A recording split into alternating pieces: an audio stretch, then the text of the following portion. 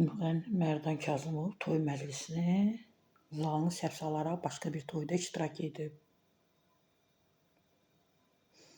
Müğənni Mərdan Kazımov. Doğrusu müğənni tanımıram, amma axtarışa verib baxacam da, tapacam ki, bu müğənni hansı müğənnidir. Burada maraqlı gəldi mənə. Müğənni oldu, belə bir müğənni bilmirəm, var ya yoxdur da, yəni rastıma çıxmayıb bu ad, soyad, mahnıları falan, amma mövzu qədər xoşuma gəldi. Bizim qohum-əqrabada da belə olub, gedib belə ləzgilərin toyuna, orada belə yeyib, içib, nə bilim, stəkan-stəkana vurub, cibində də elə bir kənddən gəliblər də toya, bir 20-30 nəfər maşın tutub avtobusla gəliblər. Bütün pullar da bunda olub da, hamı axtarıb, bu yoxdur, bu yoxdur.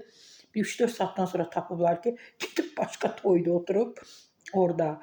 O özü də sonra səmimi etiraf etdi ki, bir nəfər tanış yoxdur ki, bir gedim salamlaşım. Amma deyir, oturdum, normal yedim, içdim. Təbii ki, istinad edirəm Milli.az-a. Bəli, Mərdan müğənni Kazımovun sözlərinə görə yarım saat müddətində başqa şəxslərin toyunda çıxış edib, lakin toy sahibləri onun məclisə dəvət olunmadığını bildirməyiblər. Sağ olsunlar. Bu insanın aliliyindən irəli gəlir ki, gəlib yaxınlaşıb, sən kimsən, sən kim çağırıb, belə olur, həmən soruşurlar. Bir gün, bugün toy zallarını salıb, iki dostumuzun məclisində çıxış etdik, sağ olsunlar. Yarım saat heç nə deyən olmadı. Biz sizi dəvət etməmişik axı. Yəni, heç kim belə bu ifadəni işlətməyib ona qarşı. Amma nə gözəl etmişsiniz, sona qədər siz də yarım saatlıq proqramda çıxış etmişsiniz. Mən düşünürəm ki, onlar üçün bundan böyük hədiyyə ola bilməz.